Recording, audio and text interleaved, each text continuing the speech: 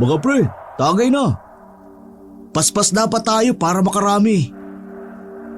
Natawa si Arnel at Janjan habang nakatingin sa kaibigan nila. Alak na alak ka naman masyado, pre. Oo nga man, kalmahan mo lang. 8:00 pa lang ng gabi. Tila pumakla naman ang tingin ni The Boy sa mga kaibigan. Pagkatapos ng pagsali ng alak sa maliit na baso, ay humimas muna siya sa buhok na papanot na bago iniabot kay Arnel ang tagay. Oh, sa'yo na to, Arn. Lagukin mo ka agad, gagi. Pagkakuha ni Arnel sa alak, natawa naman itong nagsasalita. Madaling-madali ka naman masyado, pre. Para kang pamilyadong tao ah. Kaya nga wala namang maghahanap sa'yo kahit hindi ka pa umuwi sa inyo. Nagtawa na naman sina Arnel at Janjan pagkalaon, dahilan para mapaismid at mapanguso si The Boy. Mga gago kayo. Kapag sinagot ako ni Veronica, huyo talaga kayo sa akin dalawa. Pagkadinig ni na Arnel at Janjan sa malaking boses ng kaibigan nilang Tanggero, ay nagkatinginan sila ng matagal. Pagkatapos noon, isang nakabibinging halakak ang umalingaw-ngaw sa kubong pinag-iinuman nila ng gabing yun. Si Janjan ay napahawak na sa maabs niyang tiyan dahil sa katatawa, habang si Arnel naman halos maglupasay na sa upuan. Tawang-tawa pa kayo ha, tingnan ninyo bukas. Kaya nga ako nagmamadali ngayon kasi magkikita kami ng 9:00 ng gabi. Sa ayaw at sa gusto nyo, uuwi na kayo kapag 8:30 na. Dahil doon, natigilan sa pagtawa sina Arnel at Janjan. Seryoso nilang tiningnan ang kaibigan na nagsasalok uli ng alak. Gagi, seryoso ba yan? Si Veronica? Yung tindera ng gulay doon sa dulo? Tahimik at proud na tumango si The Boy bago iniabot kay Janjan ang tagay. Nak ng pusa naman, si Veronica? Nililigawan mo pala yun? Oo, bakit? Masama ba? Itagay mo na nga yan, negro. Napaismid si Janjan matapos siyang tuksuhin ng kaibigan. Pagkalaon ay itinagay niya rin ang alak at ibinalik kay The Boy bago sumagot. Negro, at least matangkad. Maabs pa, tsaka dax. Ikaw, anak ng putya naman oo. Sa late mong yan, tapos papanot ka na. Asa ka namang sasagutin ka nun? Baka nga ilusyon mo na lang na pinapansin ka pa noon.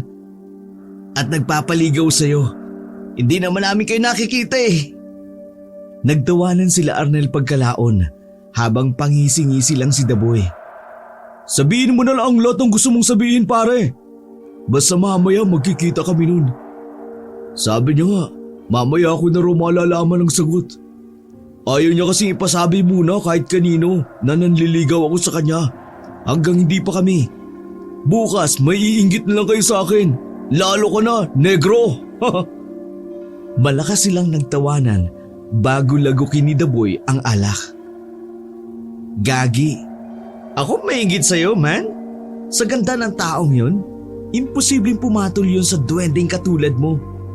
Baka nga sa akin pa may gusto si Veronica Kasi kapag pumupunta ako sa gulayan, madalas yung patingin-tingin sa akin. Parang nagpapapansin ba? Kung wala akong girlfriend, baka kinama ko na yun.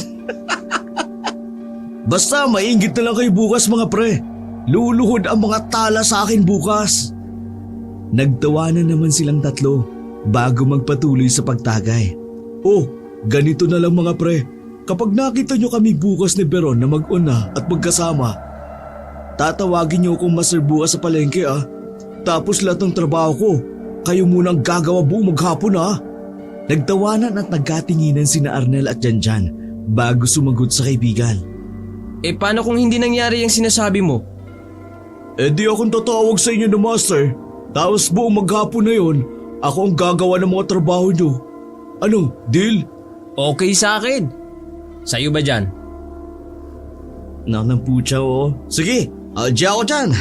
Malalaman natin bukas kung meron tayong duwending aalipinin. I-ready mo na ang self mo, boy panot! Gago! Negrong kapre! Ikaw ang maghanda. Pagagapangin kita sa malansang tubig bukas sa palengke. Matapos ang mga kalokohan nilang pinagsasasabi, ay naghalakakan naman sila magkakaibigan. At sa pagpapatuloy ng mabote nilang usapan, ay nakaramdam ng pananakit ng pantog si Janjan. Kaya saglit na nagpaalam sa mga kaibigan para umihi. Naglakad siya ng ilang hakbang palayo sa kubo. At nang marating niya ang mataas at mayabong na puno ng buko, sa kanya binuksan ang zipper saka tumingala at umihi. Seryoso siyang nakatanaw sa tuktok ng puno hanggang sa meron siyang maaninag na tila imahe. Imahe ng isang tila malaking pakpak na para ring tao. Nagitla siya kaya parang umatras ang kanyang pag-ihi dahil sa nakitang yun. Medyo nawalan din siya ng balanse kaya muntik na siyang matumba. Pusa naman oo! Pagbalik niya ng tingin sa tuktok ng puno ng buko, tanging bunga at malalaking dahon na lang ang kanyang natanaw na sinasayaw ng hangin. Napakusot mata si Janjan at siniguro uli kung ano ba talaga ang kanyang nakita. Ano na pre? Napapusa ka na ba dyan? Napagtanto mo na bang magiging alipin ko na kayo bukas ni Arnel ng kulukoy na ito? Napapapusa siya pre, kasi natain na yata siya sa gilid. Matarantado kayo! Pagbalik ni Janjan sa loob ng kubo, nakitawa na lang din siya sa mga kaibigan. Hindi niya na rin sinabi ang nakita sapagkat tila guni-guni lang naman kasi yun. Nagpatuloy ang kanilang inuman hanggang sa sumapit nga ang 8:30 ng gabi kung saan nagpaalam si Daboy sa kanila.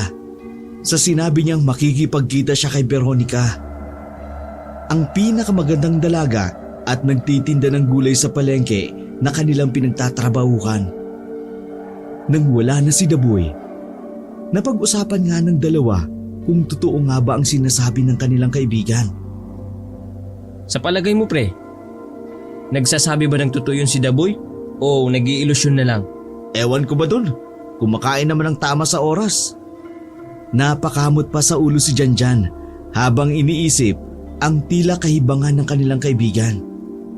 Baka naman nagdodroga na rin yung tropa natin pre.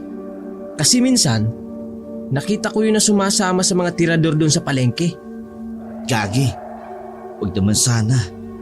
Kasi kapag natuto siya magdroga, kukutusan ko talaga siya. Tsaka malay natin totoo nga. Yung trip pala ni Veronica, yung mga mukhang duwende tsaka panot. O di ba? Ganun ang karamihan sa mga magaganda. Naknang pusya naman. Shot mo na nga to. Tapos ako ng last shot. Pagka-shot nila pareho ng alak, nagpa siya na nga mag-uwian ang dalawa sapagkat maaga pa silang pupunta ng palengke bukas. Madalas kasing madaling araw pa lang nasa palengke na sila at tumutulong sa pagkakargador. Bago maghiwalay ng landas, ay eksaktong nakarinig ang dalawang magkakaibigan ng malakas na sigaw ng isang hindi nakikilalang lalaki na sinundan ng nakatatakot na ungol mula sa hindi kalayuan. Nagkatinginan sila at halata sa mukha ng dalawa ang pamumuo ng takot dahil sa nakapangingilabot na sigaw at ungol na kanilang narinig. Ano yun pre? Sigaw ba yun sa kaungol? Mukha nga Tara na nga. Mag-iingat ka dyan Kita na lang tayo bukas.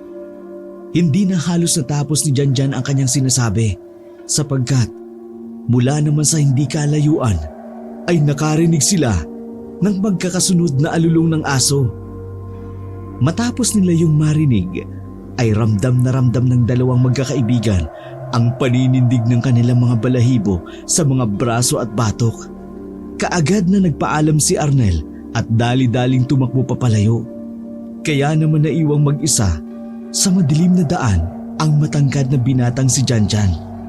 Sa tatlong magkakaibigan kasi, siya ang may pinakamalayong bahay kapag nanggaling sa kubo na madalas nilang pinipwestohan sa tuwing merong inuman. Putik naman oo. Sumabay pa yung mga sigaw, ungol tapos alulong naman ngayon. Kahit may tama ng alak ay nakaramdam pa rin ng takot ang binata at napa-sign of the cross nang wala sa oras.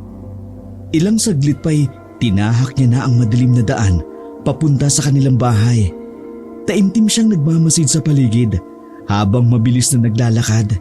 Iba kasi ang pakiramdam niya ng mga gabing yun dahil sa mga nakapangingilabot na narinig mula sa di kalayuan. Hindi na bago kay Janjan ang mga katatakutan sa kanilang lugar sapagkat bata pa lamang siya. Namulat na siya sa mga ganitong kwento mula sa mga magulang. Subalit sa tanang buhay niya ay hindi pa siya nakakaengkwentro ng mga bagay na ikinikwento ng kanyang mga magulang, katulad na lang ng aswang at mangkukulam. Bihira lang din daw silang makarinig ng mga nakatatakot na sigaw, ungol at alulong sa kanilang lugar, katulad nung nararanasan nila ng gabing yun. Dapat pala talaga, dinala ko yung bisikleta ko para mabilis ako makauwi. Ang buplax mo talaga, Johnny. Napakunot ng ulo naman siya habang nagpapatuloy na mabilis sa paglalakad, para bang inis na inis sa sarili. Nang nasa kalagitnaan na siya ng mapuno at madilim na daan, ay hindi inaasahang naulit na naman ang pag-alulong ng aso ng ilang ulit. Doon ay mas binilisan niya ang paglalakad na para bang patakbo na siya. Sinabayan niya yun ng palingalinga sa kapaligiran sapagkat napansin niya na para bang may kung anong nilalang ang nagmamasid sa kanya. Nang tumigil na ang alulong ng mga aso, bigla na lamang humangin ng malakas, dahilan para mapatingin siya sa itaas, kung saan ay kitang-kita niya ang pagsayo ng mga dahon ng puno, pati na rin ang sinag ng buwan sapagkat natatakpan ito ng makapal na ulap. Pagdampi ng hangin sa balat ng matangkad na binata, ay muli naman siyang nakaramdam ng kilabot. Ang mga balahibo niya sa braso at batok ay muling nagtaasan, kaya napahima siya sa bahaging yun habang nagmamadali sa pag-uwi. Nang tumigil na ang malakas na hangin, ay napansin ni Janjan para bang may kung anong nilalang ang nakasampa sa isa sa mga puno na kanyang dinaraanan. Nahagip naman kasi ng paningin niya ang tila pakpak ng kung anong nilalang. Dahil doon, para bang nawala ang kanyang kalasingan, kaya naman napatakbo siya ng tuluyan. Gagi ka! Sa sobrang taranta ay kamuntikan na siyang madapa. Mabuti na lang ay mabilis niyang ibinalansi ang kanyang sarili, kaya nagpatuloy lang siya sa pagtakbo hanggang sa maramdaman nga ni Janjan na para bang may sumusunod sa kanya. Anak ng pucha naman, oo! Huwag mo ko susundan! Nasabi niya yun habang tumatakbo sapagkat ang tanda niya sa mga kwento ng mga magulang noon ay murahin lang daw ang ganong nilalang at titigilan sila nito, lalo na kapag nakita nilang hindi sila natatakot.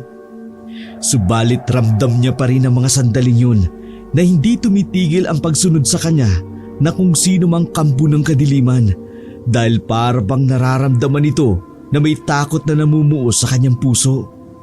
Hindi ako natatakot sa'yo! Demonyo ka! Nang marinig niyang tila may kung anong nilalang na gumagalaw-galaw sa mga puno, ay hindi na nakatiis pa si Janjan. Lalay ko mo! Anak ng tipaklong! Sa kabutihang palad, nakarating na rin ang matangkad na binata sa mga kabahayan kung saan kahit paano'y may mga liwanag na sa dinaraanan niya. Hingal na hingal at pawis na pawis siya pag uwi ng bahay. Nawala na rin ng tuluyan ang kanyang kalasingan at nang tanungin siya ng kanyang mga magulang kung anong nangyari, ay hindi na nagkwento pa si Janjan dahil nahihiya siya sa nangyari. Pagpasok sa maliit niyang silid, ay napasalita na lamang siya sa isip habang tila natatawa sa sarili. Ang laki mong damulag, Janjan. Gagi ka. Hindi ko akalaing matatakutin ka pala. Anak ng pusa na yan, oo. Pagkatapos noon, sa tagal ng panahon ay ngayon lang uli siya nakapanalangin bago matulog. Nagpasalamat ang binata sapagkat nakauwi siya ng ligtas at hiniling niya rin na sana'y makauwi rin ng ligtas ang dalawa niyang matalik na kaibigan na sina Daboy at Arnel. Matapos ang taimtim na panalangin ay natulog na lamang siya ng mahimbing dahil na rin sa tama ng alak at sa matinding pagod sa pagtakbo niya kanina. Kinabukasan ay isang nakagugulat at masamang balita ang sumalubong kay Janjan sa palengke. Pagpunta niya kasi roon ng alas 5 ng umaga, wala pa si Nandaboy at Arnel. Kaya naisip niyang lasing lang ang mga ito kaya hindi nakapunta. Nakita pa nga niya si Veronica na nag-aayos ng mga gulay. Pero hindi niya na lang ito pinansin dahil hindi naman sila close. Subalit, pagsapit ng alas 6:30 ng umaga ay humahango sa nagpunta sa kanya ang mga magulang niya at may sinabi itong lubos niyang ikinabahala. Dali-daling tumakbo papunta ng ilog si Janjan. Naabutan niya nga roon ang napakaraming tao na tila hindi rin makapaniwala sa kanilang nakita. Nang makalapit na siya sa harapan kung saan sinasabing merong nakitang bangkay ng katawan ng tao, ay nakilala niya kaagad kung sino ito. Kahit pa durug-durug dahil sa pagkakadaga ng malaking bato at wakwak ang katawan at naglabasan ng iba't ibang parte nito. Kusang tumagas ang mga luha ni Janjan habang natutup ang bibig. Hindi niya kasi sukat akalain na mangyayari ito sa isa sa mga kaibigan niyang kasama pa niya ng gabi sa inuman. Pare, si Daboy ba talaga yan? Napalingon si Janjan sa kanan matapos makita ang kulot niyang kaibigan na humawak sa kanyang balikat habang umiiyak. Oo man, si Daboy nga yan. Kitang-kita ko yun. Simula sa ulo hanggang paa. Anak ng putya, oo. Paanong nangyari ito? Sinong gumawa nito sa kanya? Anak ng putya. Kasama lang natin siya kagabi. Kung alam ko lang, hindi na sana natin siya pinaalis. Dahil sa nangyaring yun, hindi na nakapagtrabaho ang magkaibigan sa araw na yun. Habang hinihintay nilang mula sa morgue ang katawan ng namayapa nilang kaibigan, tila wala sila sa sarili habang nakatambay sa may kubo. Binasag na lang ni Arnel ang katahimikan sapagkat para bang nabibingi na rin siya ng mga oras na yun. Pre, sa palagay mo, sinong gumawa nun sa kaibigan natin? Sabi ni Daboy kagabi, makikipagkita siya kay Vero, di ba? Napabangon si Janjan at naupo sa harap ng kaibigan habang iniisip ang hindi magandang nangyari sa kaibigan. Nakita ko kaninang umaga si Veronica sa palengke. Nauna pa nga siya sa akin eh. Kasi pagdating ko sa pwesto natin, nakabukas na yung gulayan nila pagsilip ko. Sabay silang napabuntong hininga habang nakatingin sa kawalan. Bakit hindi kaya natin tanungin si Vero? Naniniwala ka ba talaga sa sinabi ni Daboy kagabi? Halata namang umiiwas lang yun sa pag-inom kagabi, tangik. Napaisip naman si Arnel dahil sa sinabing yun ng matangkad niyang kaibigan. Hindi kaya yung mga durugista? Kasi nitong mga nakalipas, madalas na yung nakakasama eh. Malay natin, di ba? Sinong matinong tao ang gagawa ng ganoong klaseng pagpatay? Di ko na alam kung anong isipin ko man. Halata sa boses at pananalita ni Janjan na para bang maiiyak na siya sa mga oras na yun hanggang sa maisip niya ang nangyari kagabi. Habang siya ipapauwi sa kanilang bahay galing sa inuman. Dahil doon, para bang nagising siya sa katotohanan. Nanlaki ang mga mata na hinarap si Arnel. Pre, di ba kagabi nung pauwi tayo? Naalala mo yung mga narinig nating pagsigaw? Tsaka yung malakas na ungol na para bang kung anong hayop? Nang maalala ni Arnel ang mga yon, ay namilog din ang kanyang mga mata. Naniniwala ka ba talagang durugista ang pumatay sa kaibigan natin? Di ba nakita mo naman yung kinahinatnan niya? Wakwak ang tiyan niya. Sino sa tingin mo ang gagawa nun? Saglit na napaisip si Arnel. Sinundan ang pagkamot sa dulo ng kanyang kilay. Yung mga adik sa palengke. Napaismid ang matangkad na binata habang nililiitan ng tingin ang kulot niyang kaibigan na patuloy pa rin sa pag-iisip. Pasensya ka na pre. Alam mo namang medyo mahina ang pick up ko, di ba? Bakit hindi mo na lang kasi ako diretsuhin kaagad? Napahugot muna ng malalim na buntong hininga si Janjan bago muling nagbitiw ng mga salita. Palagay ko, hindi kasi ordinaryo o hindi tao ang gumawa nun sa kaibigan natin. Naniniwala ka naman di ba sa mga aswang? Ha? Kagabi kasi, nung tumakbo ka na pauwi, pagkatapos natin makarinig ng alulong ng aso, habang papauwi ako, pakiramdam ko may sumusunod talaga sa akin ng kung anong nakatatakot na nilalang. Para bang aswang, ganun. Pero nauna ko na talaga yung nakita rito sa kubo, habang umiihi ako roon sa puno ng buko. Pagkarinig ni Arnel sa sinabi ng kanyang kaibigan, agad siyang napayakap sa kanyang sarili. Siya talaga kasi ang pinakamatatakotin sa kanilang tatlo, lalo na pagdating sa mga ganong klaseng kwento. Langya ka pre. Huwag kang magbiro ng ganyan ha. Sa tingin mo ba makakapagbiro pa ako pagkatapos ng nangyari kay Daboy? Wala nang salita pa sa dalawa pagkatapos mabanggit ang pangalang Daboy.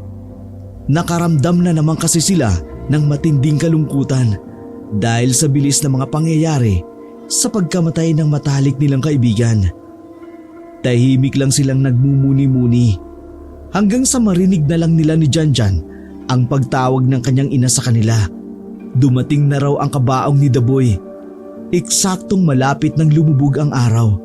Kaagad na nagpunta sina Arnel at Janjan doon para makiramay.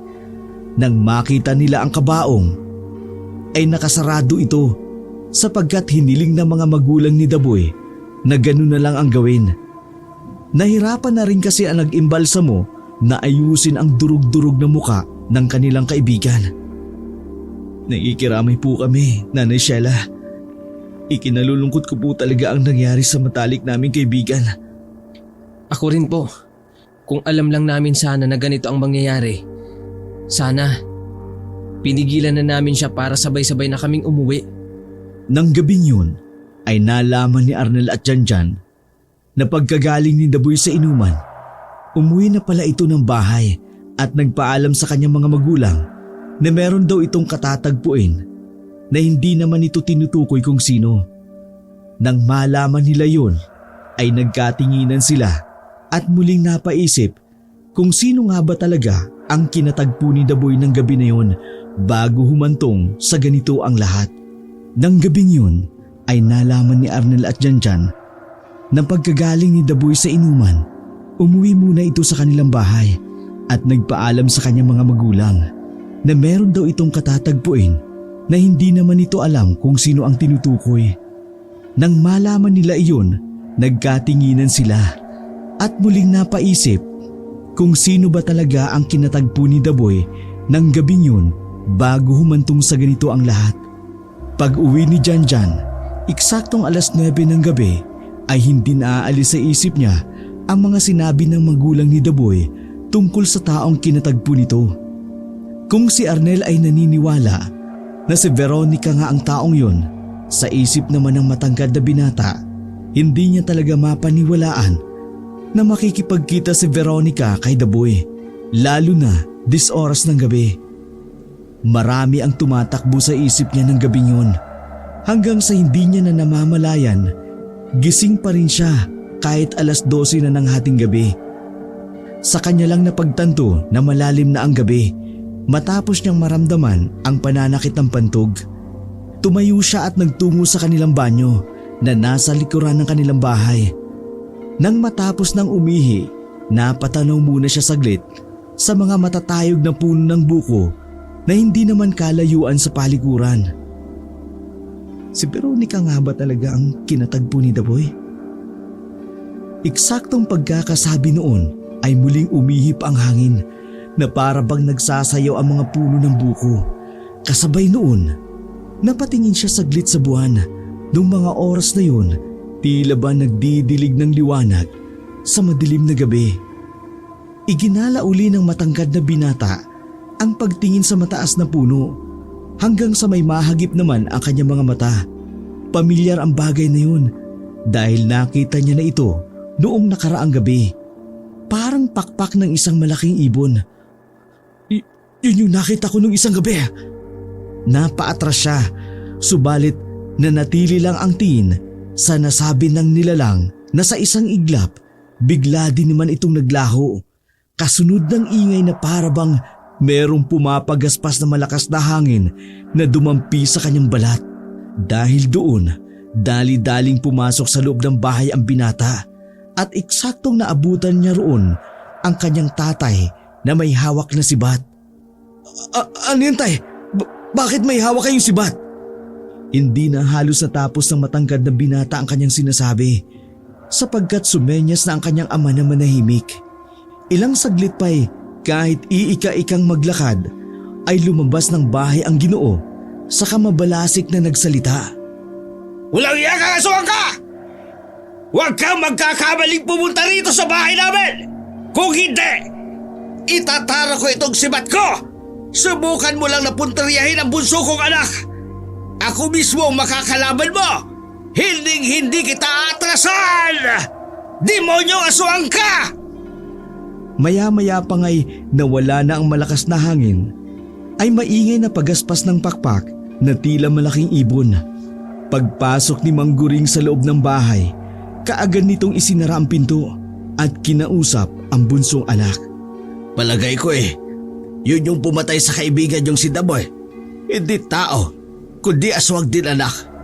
Tapos ngayon, ikaw naman ang pinupunterya. Kaya sabihin mo yan kay Ernel na mag-iingat. Tila nabato naman sa kinatatayuan ang matangkad na binata matapos marinig ang sinabi ng kanyang tatay. Ano po yun, tay? Matulog ka na anak. Bukas na tayo mag-usap. Hindi na babalik yung aswang na yon. Sigurado ako ron. Katulad ng sinabi ni Mang Guring, ay nagtungo na nga si Janjan sa maliit niyang silid at pinilit na matulog. Kahit ang totoo ay hindi na siya madalaw-dalaw ng antok dahil sa mga nasaksiyan kani-kanina lang. Ito kasi ang unang pagkakataon niya na makakita ng hindi pa niya masyadong nakita ang sinasabing aswang. Dahil doon, napadasal naman tuloy siya at naway maingatan sila ng Panginoon, lalo na si Arnel na alam niyang takot na takot sa mga ganung kwento. Kinabukasan ay kaagad niyang ikinuwento ni Mang Guring ang tungkol sa aswang na nakaengkwentro nila kagabi. Ayon sa Ginoo, noon pa man ay may nananahan ng mga aswang na layog sa kanilang probinsya. Ngayon lang uli nakakita si Mang Guring ng layog na aswang, kaya kahit siya ay nagtataka sapagkat sa pagkakaalam niya, matagal lang napalayas ng mga tao sa kanilang lugar. Anak, payuhan mo ang kaibigan mong huwag magpapagabi simula ngayon hanggang hindi natutugis ang layog. Hindi rin natin alam kung isa lang o marami ba sila. Ang mga layog pa naman ay hindi tumitigil hanggat hindi nila nakukuha ang gusto nila. Pero huwag kayong mag-alala dahil kakausapin ko rin ang ilang kakilala ko na magmasid-masid din para matugis ang aswang na yan. Sige po, itay. Sasabihan ko na lang po si Arnel. Isang linggo ang lumipas, katulad ng sinabi ni Mang Guring, hindi na nga nangambala ang nasabing aswang. Nang mailibing na si Daboy, noong nasa kubo sila, saka nga lang sinabi ni Janjan kay Arnel ang tungkol sa nangyaring engkwentro niya sa isang aswang. Langya ka naman, pre. Bakit ngayon mo lang sinabi sa akin? Paano kung ako na pala ang punteriya ng sinasabing aswang ng tatay mo? Kaya nga kita pinapaalalahanan. Di ba nung nakaraan sinabi ko na sa'yo na huwag kang magpapagabi muna? Kasi sabi ni tatay, hindi raw titigil ang aswang na yun hanggat hindi nakukuha ang gusto niya. Lalong natakot si Arnel dahil sa sinabi ng kanyang kaibigan. Putik ka. Ano pang ginagawa natin dito sa kubo? Tara na nga, umuwi na tayo. Nagmamadaling umuwi ang dalawang magkaibigan ng hapon na yun. Kahit gusto nilang uminom ng alak dahil hindi pa rin nila matanggap ang pagkamatay ni Daboy. Pinigil muna nila ang sarili sapagkat pagala-gala pa rin ang aswang na layog sa kanilang lugar. Kaya hindi pa rin ligtas kung magpapagabi sila sa labas ng bahay. Kinabukasan, alas 6 ng umaga ay nagtungo si Janjan sa palengke. Dahil napahaba ang kanyang tulog, pagdating niya sa kanilang pwesto, hindi niya naabutan si Arnel. Kaya naman nagtanong siya sa isang kakilala at itinuro kung nasan ito. Kaagad pinuntahan ng matangkad na binata ang dulong bahagi ng pamilihan kung saan kakaunti pa lang ang dumaraan. Naruroon daw si Arnel sa pwesto ni Veronica at kausap ang nasabing magandang dalaga. Nasaan na yung kulukoy na yun? Ang sabi ni Isko, nandito lang daw. Putik naman oo. Marahan siyang dumungaw sa tindahan ng gulay hanggang sa maaninag niya si Arnel na nakatalikod sa kanya. Kaharap naman ang magandang dalaga na may-ari ng gulayan. Pagkakita sa dalawa na tila ba seryosong nag-uusap, ay naglakad palayo si Janjan at bumalik na sa kanyang pwesto. Habang gumagawa ng mga gawain, pasulyap-sulyap siya sa dulong bahagi ng palengke dahil inaabangan niyang lumabas doon ang kaibigang kulot. Halos inabot ng kalahating oras bago lumabas sa gulayan si Arnel. At nang mapansin niyang nakatingin na makahulugan sa kanya si Janjan, ay pasimple na lamang siyang umiti sa kaibigan. Gago ka! Ito ba ginagawa mo roon? Bakit ang tagal mong lumabas? Tsaka, nasan si Veronica? Hindi na halos natapos ng binatang matangkad ang kanyang sinasabi, sapagkat nang mapabaling ang tingin niya sa tindahan ng gulay, ay nakita niya roon si Veronica na nagbebenta ng gulay sa iilang customer na dumaraan. Nang bahagyang mapasulyap sa kanya ang dalaga, bigla itong miti na ikinagulat naman ni Janjan. Hindi naman kasi ganun dati ang dalaga. Mahiyain ito na para bang makahiya. Nag-usap lang kami, pre. Dahil doon, muling napabaling si Janjan sa kaibigan na noong mga oras na yun ay para bang merong kakaiba. Para bang ang saya-saya ng mga mata nito na tila nagniningning. Okay ka lang, pre? Oo, pre. Ayos na ayos. Sigurado kang nag-uusap lang kayo ni Veronica?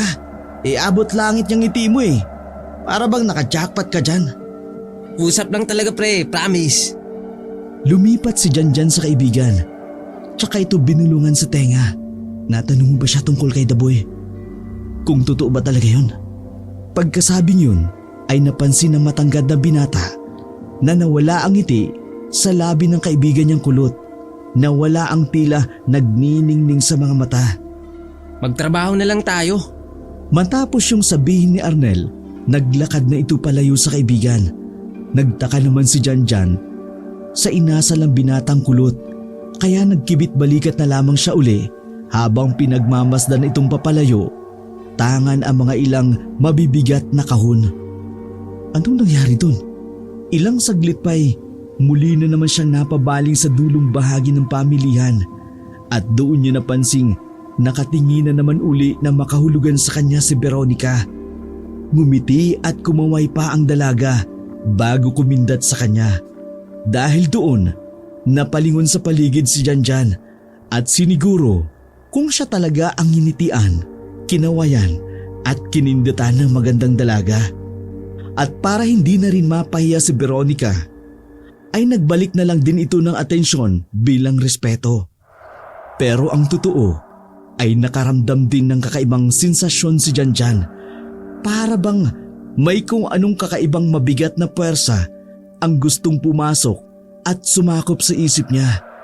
Kaya bahagya siyang napahawak sa kanyang sentido. Ano yun? Paglingon niya kay Veronica, nagtitinda uli ito ng mga gulay sa iilang customer na dumating. Tahimik niya lang minasdan ang dalaga habang napatanong sa kanyang sarili. Sigurado ako, meron siyang ginawa sa akin. Para niya akong hinihipnotismo.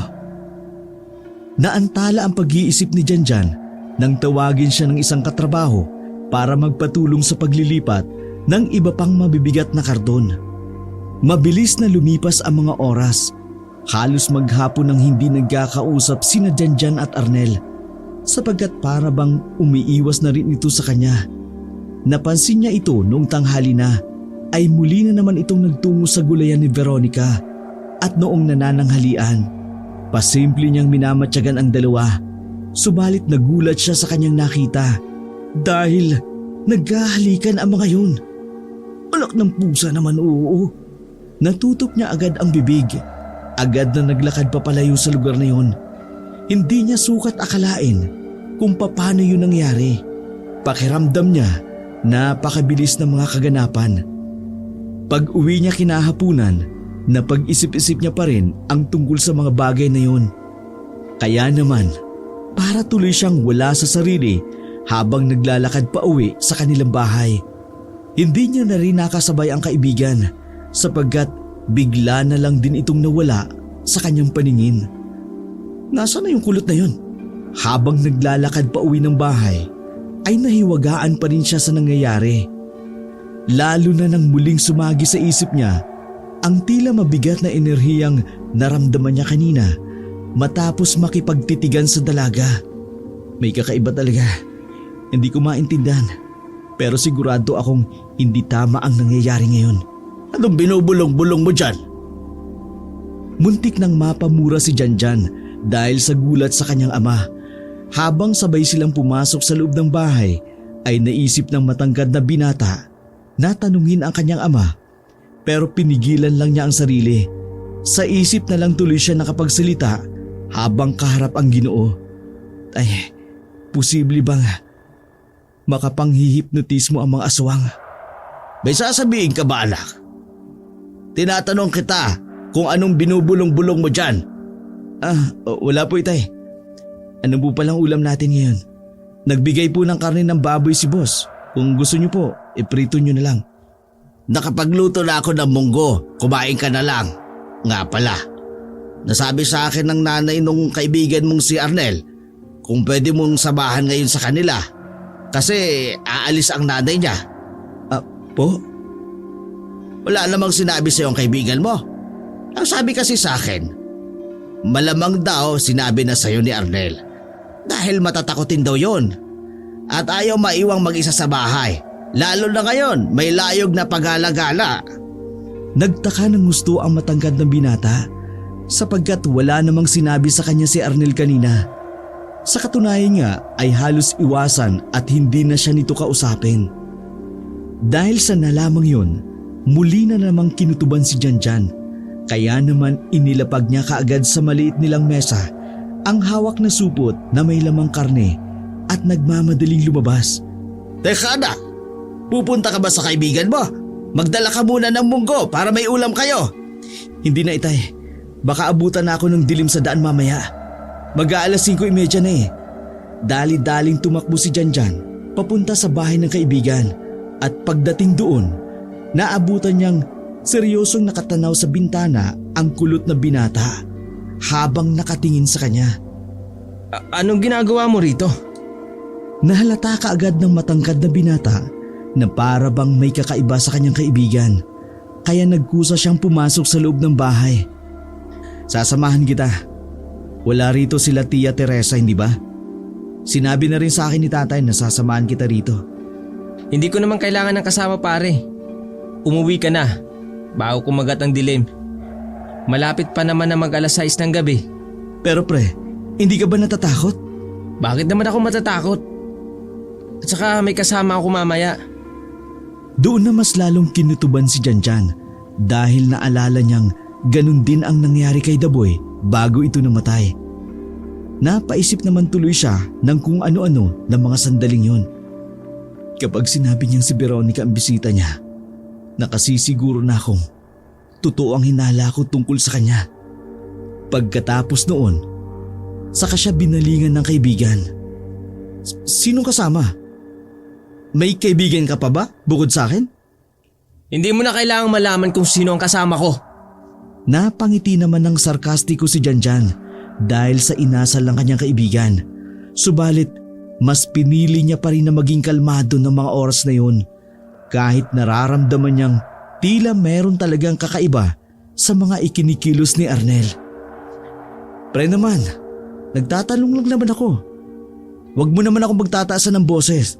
Sasamahan na nga kita rito eh. Katulad ng sinabi ng mga magulang mo. Pusa naman pre. Sinabing umalis ka na eh. Umalis ka na. May makakasama ako mamaya. At saka uuwi naman kaagad sila nanay eh.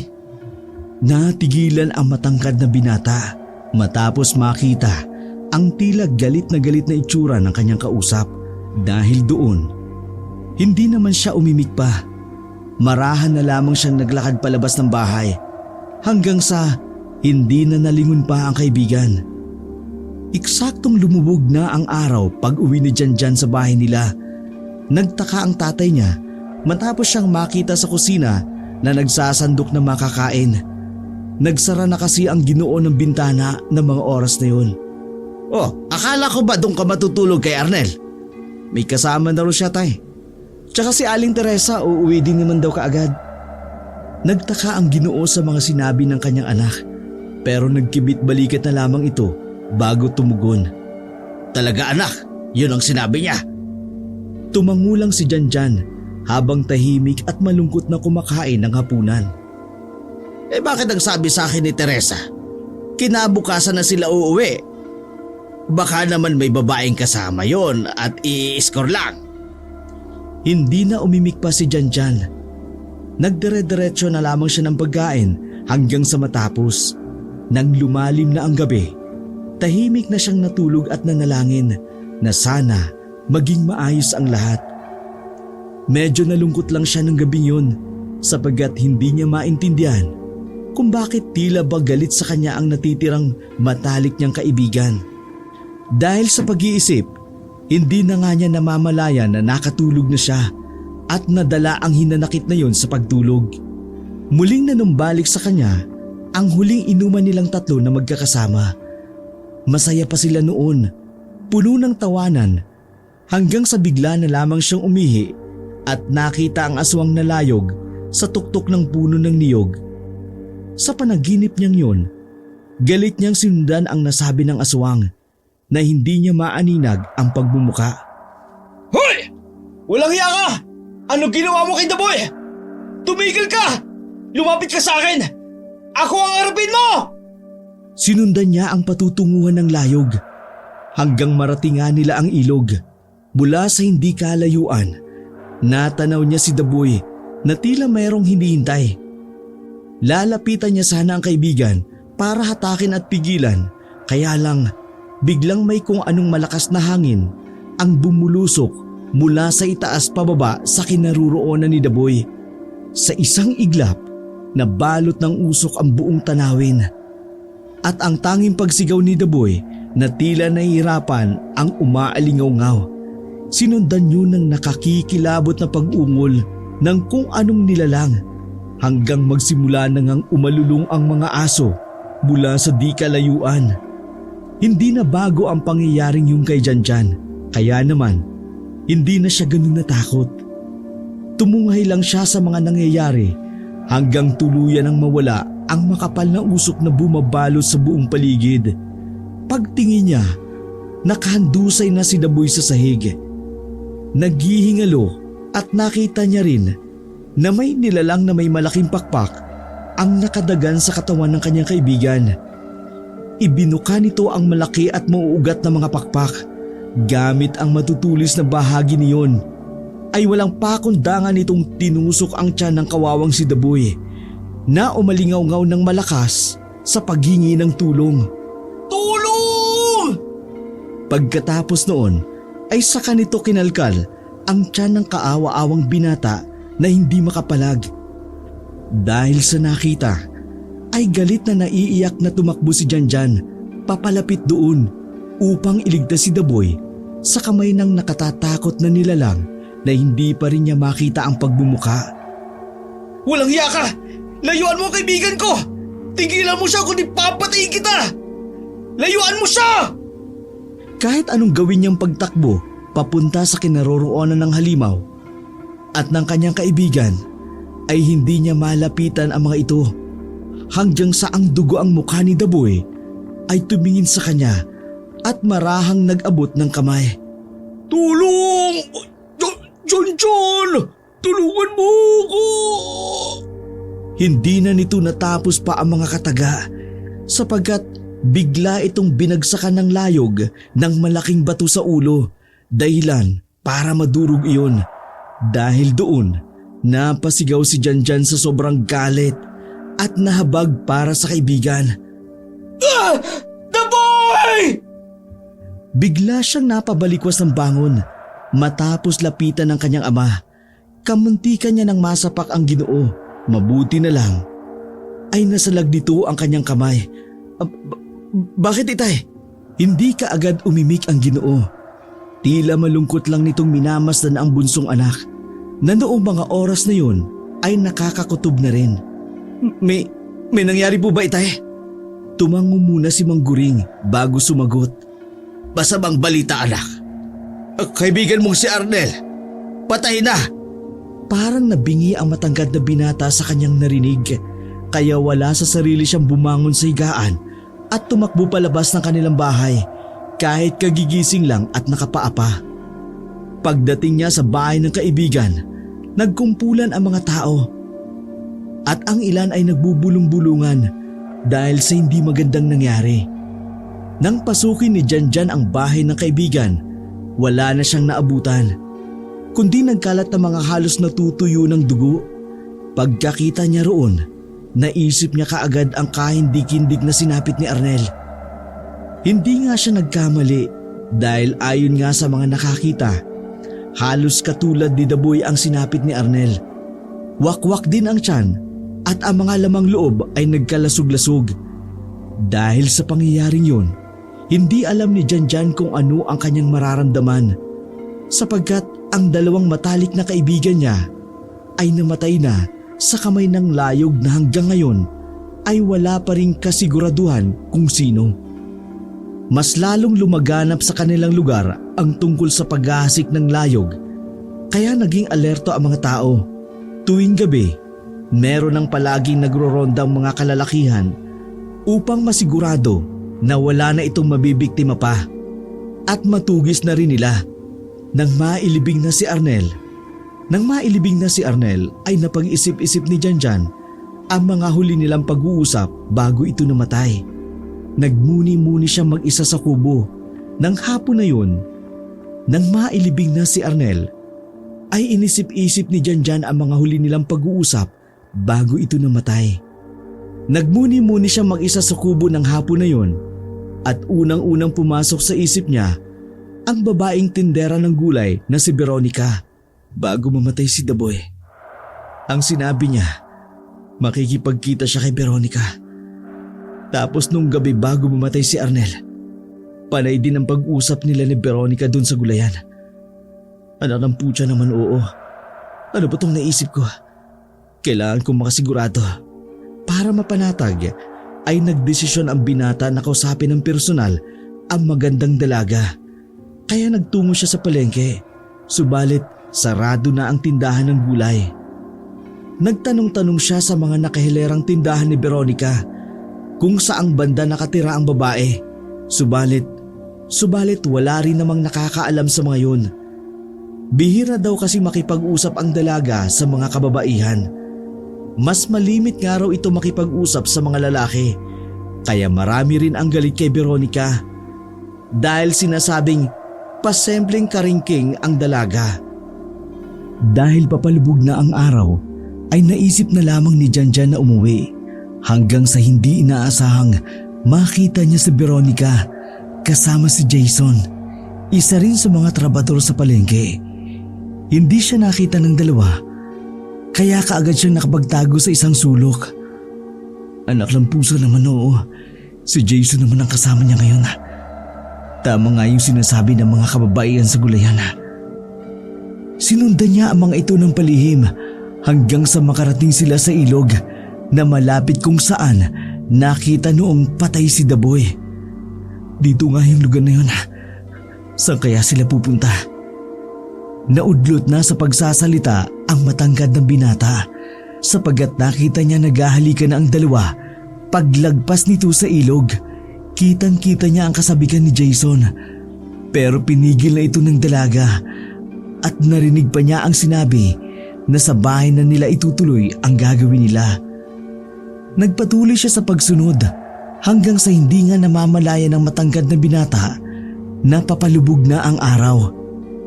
Eksaktong pagdating nila sa liblib ng lugar kung saan nakita ni Janjan ang isang bahay na tila niluma na ng panahon, ay eksaktong kumagat na nga ang dilim. Kaya pala walang nakakaalam sa bahay niya. Nasa liblib pala siya nakatira. Mabuti na lang talaga sinundan ko. Pero anak ng teteng, inabot ako ng dilim. Sapagkat delikado na kapag ganung oras dahil sa pag-alagalang layog. Subalit naglakas loob pa rin siyang malaman kung ano ang totoo. Kung ano ang itinatago ng magandang dalaga na tila nagbabalat kayo. Marahang lumapit si Janjan sa nasabi ng bahay at pasimpleng sumilip sa sira-sira ng bintana. Mula sa isang silid, nakita niya ang malinaw na si Veronica at Jason na nagtatawanan. Nadinig niya pang nagsasalita ang dalaga. Gusto mo na bang gawin natin, mahal kong Jason? Ngumiti lang ang maskuladong binata na parang hayok na hayok sa pagnanasa. At habang minamasdan ito ni Janjan, ay napansin niyang tila wala na si Jason sa sarili nitong katinuan na sunod-sunuran na lamang sa nais ng dalagang mapagpanggap. Parang ganyan din yung nangyari kay Arnel nung gabing bago siya namatay. Ngayon, malaki na ang tsansa. Si Veronica nga ang layog. Natigilan siya sa pagsasalita sapagkat biglang napatingin si Veronica sa kanyang kinaroroonan. Mabuti na lamang at nakapagtago siya kaagad at nakapagtakip ng bibig upang hindi makagawa ng ingay. Nang mapahawak si Janjan sa kanyang dibdib, ay tila narinig niyang mabilis ang pagtibok ng kanyang puso dahil sa kaba. Alam niyang delikado ang gagawin yun, sapagkat kung sakaling mapatunayan niya nga na si Veronica ang layog, maaari rin siya mapahamak. Umuwi ka na, delikado ka na Janjan. Sapat na itong nalaman mo, pero hindi pa. Kailangan ko talaga makita bago ko sabihin kay tatay. Mas maganda na ang sigurado. Nilabanan na matangkad ng binata ang namumuong takot sa kanyang dibdib. Muli siyang sumilip sa bintana, marahan at maingat upang hindi siya matunugan. Kaya lang, pagdungo niya uli sa silid, wala na roon ang dalawa. Anak na, saan nagpunta ang mga yun? Kakaba-kaba naman siyang nag-ikot sa nilumaang bahay hanggang sa marating niya ang likod kung saan nakita niyang nakabukas ang pinto. Lakas loob siyang pumasok para makita ang mangyayari hanggang sa matuntun niya si Veronica at Jason sa isang lumang silid. Wala nang saplot pang pang-itaas ang maskuladong lalaki habang masaya nitong minamasdan ang dalaga na nakapatong sa kanyang mga hita. Habang tinitingnan ni Janjan ang ginagawa ng dalaga, ay napansin niyang tila nagniningning ang mga mata ni Jason. Dahil doon, napasalita na naman siya sa isip matapos maalala si Arnel.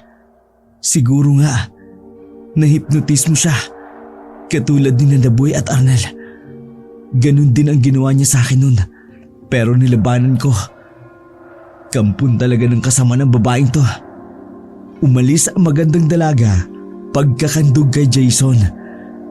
At pagkatapos ay inihiga niya ang maskuladong lalaki sa lumang papag. Sunod niyang tinanggal ang luma at maong nitong pantalon habang nakangiti. Sinisiguro ko sa iyo na magiging maganda ang gabing ito. Ngumisi lang din si Jason na tila nagniningning ang mga mata habang si Janjan ay pataguring nagmamasid kung ano ang magaganap. Isang saglit pa naghubot-hubad na ang lalaki ay tumigil muna si Veronica at tumayo lang sa harapan ni Jason na wala sa sarili. Paglaon ay nagtanggal na rin ng duster ang magandang dalaga, kaya tumambad sa paningin ni Janjan ang kaakit-akit nitong katawan. Hindi maiwasang mapalunok ang matangkad na binata sapagkat kakaiba naman talaga at nakakahalina si Veronica ng mga oras na yun. Maya-maya pa'y meron itong kinuwang botelya at binuksan iyon. Paghalimuyak ng amoy ay napatakip ng ilong si Janjan kasunod ng pagtatanong sa kanyang isipan. Anong klaseng langis yan? ang tapang ng amoy. Marahang nagpahid ng langis ang magandang dalaga sa kanyang mga hita. Sunod ang mga braso hanggang sa buong katawan. Kitang-kita ni Janjan na habang ginagawa iyon ni Veronica ay para itong nagwawala sa sarili.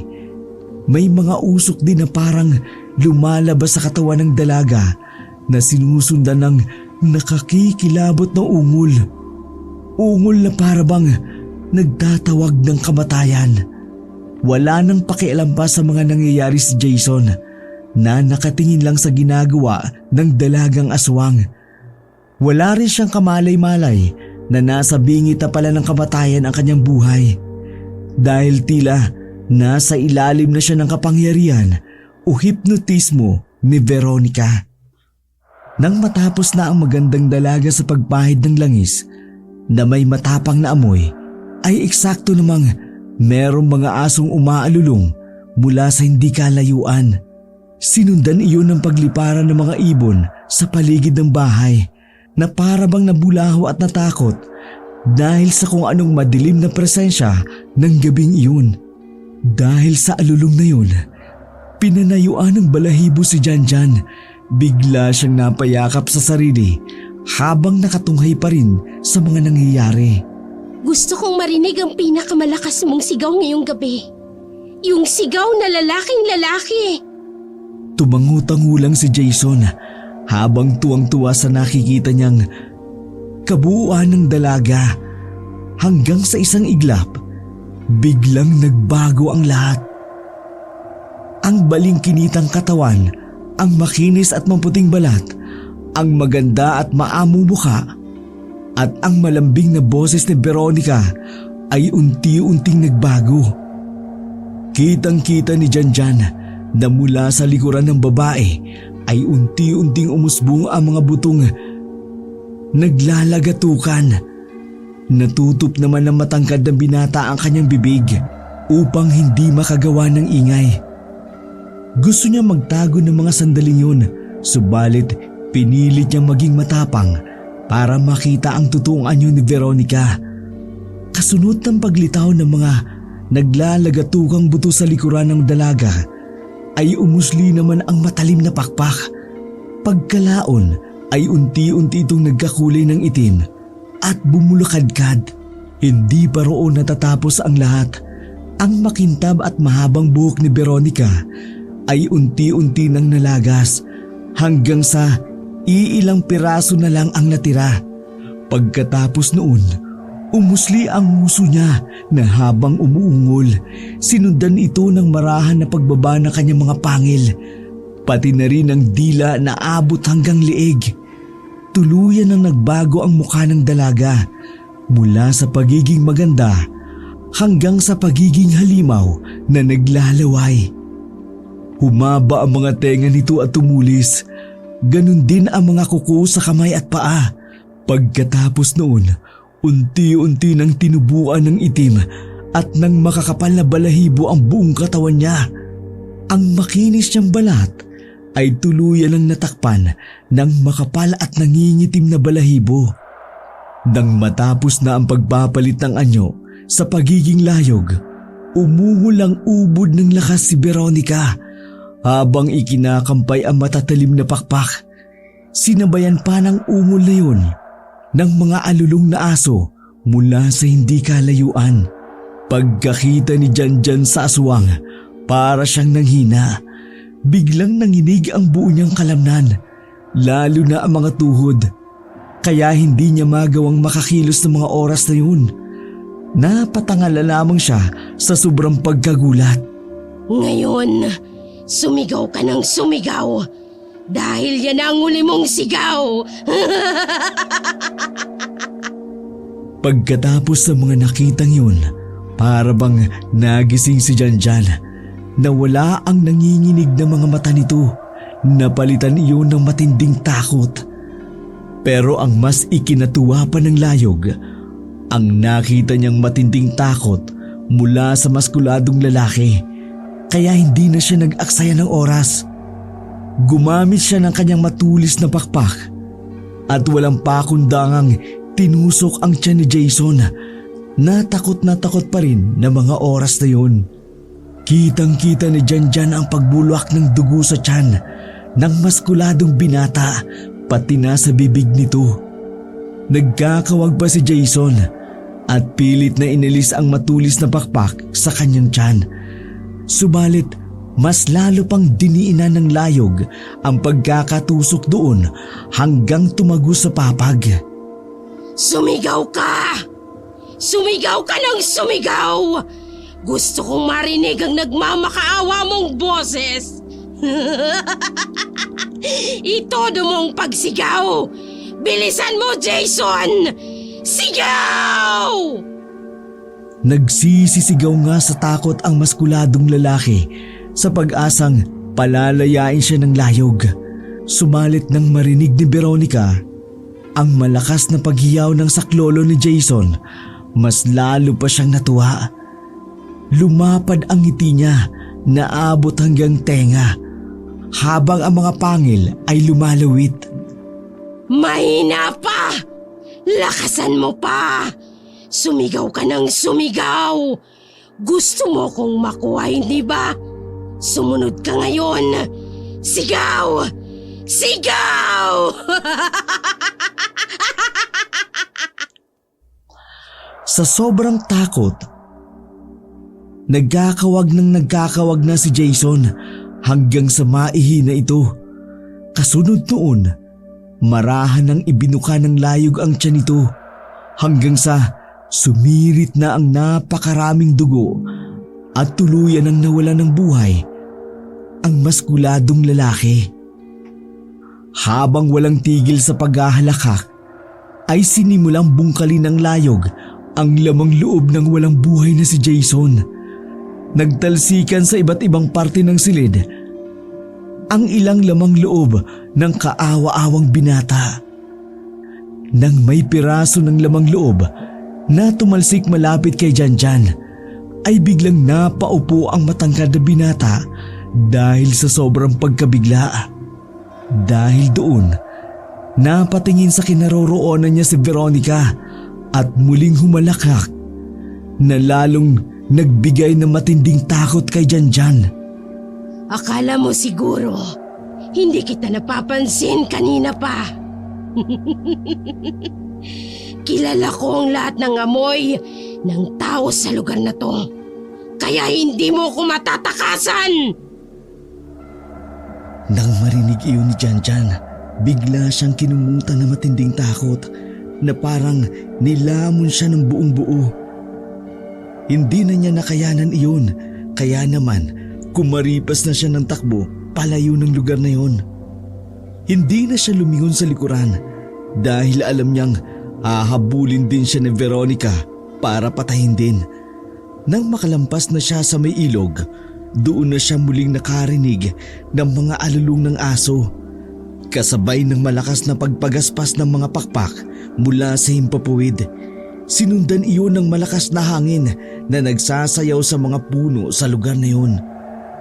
Dinig na dinig ng binata ang nakakikilabot na ungol mula sa madilim na kalangitan. Habang matulin na tumatakbo para maisalba ang buhay laban sa kamatayan, pasulyap-sulyap ang matangkad na binata sa kung saan-saan sapagkat hindi niya alam kung nasaan ang layog. Nang marating niya na ang madilim at mapunong daan papunta sa kanilang bahay, doon na lamang siya nagsisigaw ng ubod ng lakas. Tulong! Mga kapitbahay! Hinahabol ako ng layog! Nagpatuloy ang narinig niyang pagpagaspas ng mga pakpak at nakakikilabot na ungol ng isang halimaw. Nang saglit siyang mapalingon sa madilim na kalangitan, ay hindi naman sinasadyang natisod siya dahil sa bilis ng kanyang pagtakbo. Dumausdos siya sa lupa, subalit bumangon din siya kaagad. Kaya lang, laking gulat niya sapagkat nasa katapat niyang puno ang nasabing layag. Muling tumambad sa kanyang paningin ang nakatatakot na malahalimaw na pagmumuka ni Veronica. Ang lagas-lagas itong buhok, ang namumulang mga mata, ang matutulis na tenga ang mahahabang pangil at dila, ang naglalaway na bibig, ang matalim na mga kuko, ang mabalahibong anyo at ang matutulis na mga pakpak. Habang nakatayo sa makapal na sanga ng isang puno, ikinampay-kampay ng layog ang mga pakpak nito. Pagkatapos, muli itong umungol, dahilan para mapaatras ang matangkad na binata na hindi alam ang gagawin ng mga sandaling iyon. Tulong mga kapitbahay! Nandito ang layog! Nandito siya! Nakakikilabot na halakhak lang ang itinugon ng layog, kaya mas lalong nahintakutan ang matangkad na binata. Nakaramdam ng pagkamanhid ng buong katawan si Janjan dahil sa matinding takot na nararamdaman. Tulong! Mga kapitbahay! May layog dito! May layog! Papatayin niya ako! Bakit parang takot na takot ka, Janjan? Dapat nga'y maging masaya. Dahil ngayon, malapit mo nang makasama ang mga kaibigan mong hayok na hayok sa akin. Nang marinig iyon ng matangkad na binata, napayukom siya ng kamao. Sa kabilang banda ng kanyang takot, naruroon ang puot laban sa layog na pumatay sa kanyang mga kaibigan. Dahil doon, sinamaan niya ng tingin si Veronica kahit nanginginig pa ang mga tuhod. Ganyan dapat ang mga tingin. Katulad ng tingin ng mga kaibigan mo sa akin. Yung mga panahong pinagnanasaan nila ang katawan ko. Pinagbigyan ko naman sila sa gusto nila. Pinatikim ko sila. Pero syempre, dapat may kapalit yun. Ang mga buhay nila na walang kwenta.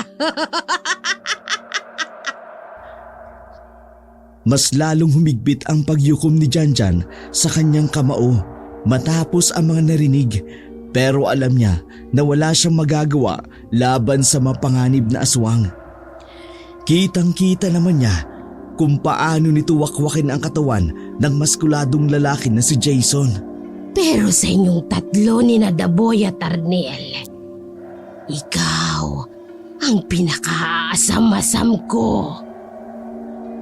Pagkatapos niyang sabihin iyon, muling bumalik sa normal ang kanyang tinig. Isang boses na malambing at mayuming dalaga.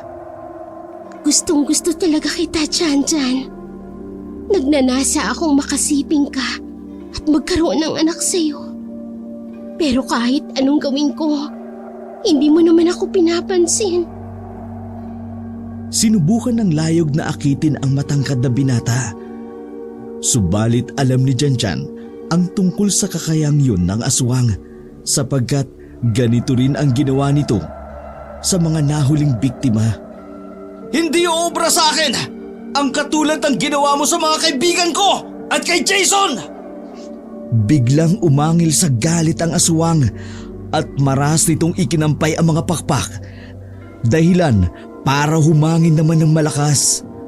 Dahil nalaman ko na meron ka ng kasintahan, kaya ngayon, papatayin na lang kita at isusunod ko siya.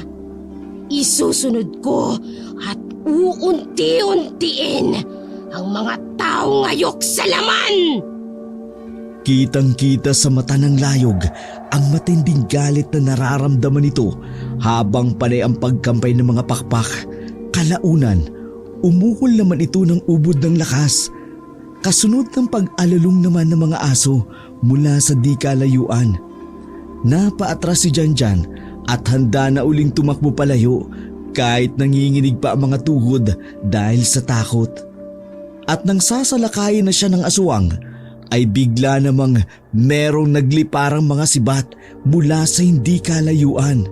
Mabilis yung naiwan ni Veronica, kasabay ng pagtingin sa kanyang likuran kung saan makikita ang ibang tanglaw at mga boses ng iilang kalalakihan papalapit sa kanila.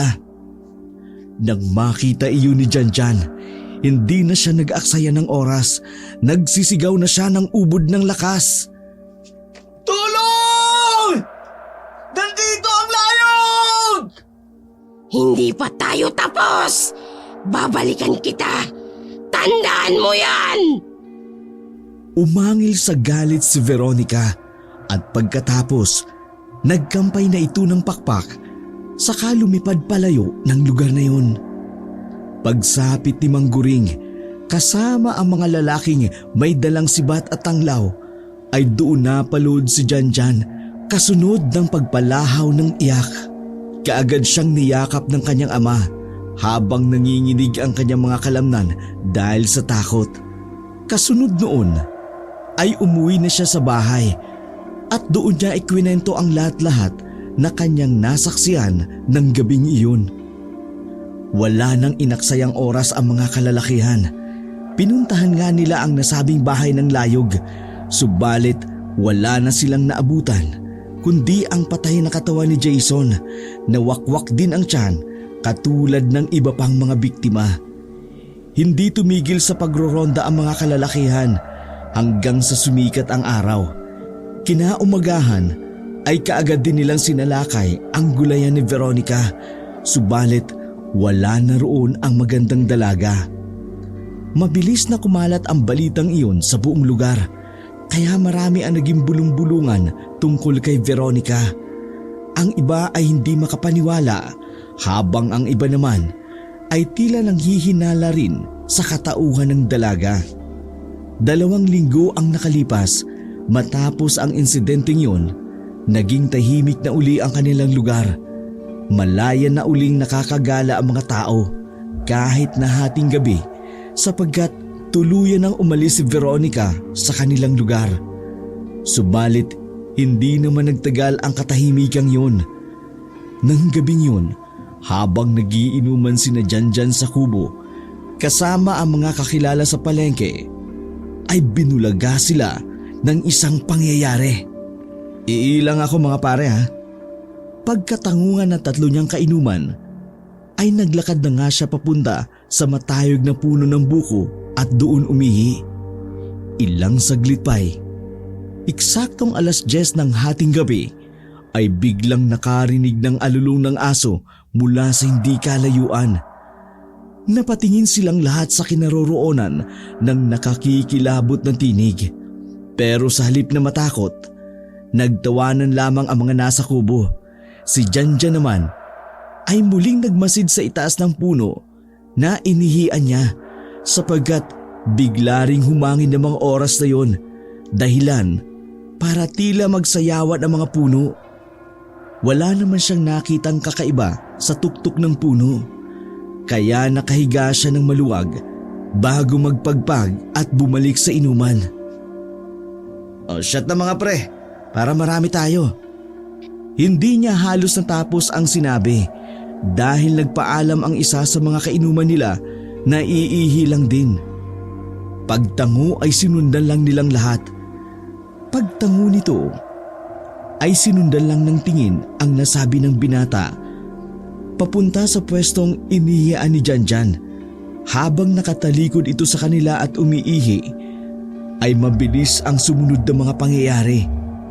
Matapos nilang makarinig ng tila malakas na pagaspas mula sa himpapawid na sinabayan ng malakas na hangin, ay biglang may kung anong dumagit sa binatang umiihi. Dahil doon, nagkatinginan sina Janjan at ang 2 pa niyang kainuman. Pagkatapos noon, nagkanya-kanya na sila ng karipas ng pagtakbo. Habang tumatakbo pa uwi sa kanilang bahay, ay nadidinig pa ni Janjan ang mga sigawan ng mga kainuman niya na kanina'y parang nagmamakaawa para sa mga buhay nito. Na kanina na parang nagmamakaawa para sa buhay ng mga ito. Sinundan pa iyon ng nakakikilabot na ungol at alulong ng aso. Gusto mang sumaklolo na matangkad na binata, subalit alam niyang hindi niya magagapi ang isang layog. Nang ligtas na siyang makauwi sa kanilang bahay, ay kaagad niyang tinawag si Mang Guring. Tay! Nagbalik siya! Nagbalik yung layog! Nagbalik si Veronica! Pinatay niya yung 3 kong kasama sa kubuytay kanina! Walang inaksayang oras si Mangguring. Kaagad niyang kinuha ang sibat at lumabas ng bahay. Nasinundan naman ng matangkad na binata. Subalit, eksaktong paglabas nila ng pintuan, merong lumagapak na isang ulo sa kanilang harapan. Mahaba ang buhok nito, gumulong-gulong, hanggang sa humarap ang putol na ulo sa mag-ama. Nang makilala ni Janjan ang putol na ulo, nanlaki ang kanyang mga mata, kasunod ng pagpatak ng mga luha. Pagkatapos noon, mula sa kanilang ulunan ay lumitaw ang aswang na layog. Si Veronica, ikinakampay ang pakpak habang nakaharap sa kanila. Nanlilisik ang mga mata nito. Kitang-kita ang matinding galit habang umaangil at umuungol. Hindi ba't sinabi ko sa iyo na hindi pa tayo tapos? Ngayon, sinira mo ang katahimikan ko. Sisirain din kita at lahat ng mahal mo sa buhay ay tutugisin at papatayin ko! Sa galit ni Mangguring, ay ubod lakas siyang hinagis ang sibat sa aswang na tinamaan sa hita.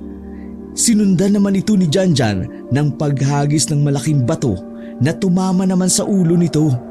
Umangil lang umangil sa galit si Veronica. Handa na sanang sumalakay uli. Subalit nagdatingan naman ang ibang mga taong may dalang sibat na inihagis sa layog. 3 beses pang natamaan si Veronica bago ito tuluyang lumipad palayo. Nang tuluyan na itong nawala, naiyak na kinuha ni Janjan ang pugot na ulo ng isang babae. Saka ito niyakap ng mahigpit. Patawad, mahal ko. Patawad dahil hindi kita naprotektahan. Labis na nagdalamhati si Janjan sapagat pinatay ng layog ang kanyang kasintahan. Simula noon ay hindi na sila tumigil sa pagtugis kay Veronica. Hanggang sa mabalitaan na lang nila ilang araw ang nakalilipas, may isang magandang tendera ng gulay ang natagpuang may tama ng 3 sibat sa ilog malayo sa kanilang lugar. Pinaniniwalaan ng mga tao na si Veronica nga iyon. Subalit si Janjan ay hindi naniniwala sapagkat hindi niya nakita ang mukha ng babae. Naniwala ang matanggad na binata na hanggang sa mga oras na yun, buhay pa rin si Veronica at malayang-malayang nang bibiktima ng mga inosenteng tao. Wakas.